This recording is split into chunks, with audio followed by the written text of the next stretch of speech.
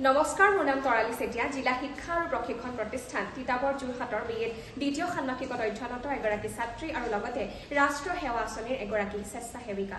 ভাৰত চৰকাৰৰ ক্ৰীড়া আৰু যুৱ মন্ত্ৰণালয়ৰ উদ্যোগত আৰম্ভ হৈছে বিকশিত ভাৰত ৰাষ্ট্ৰীয় যুৱ সংসদ 2025।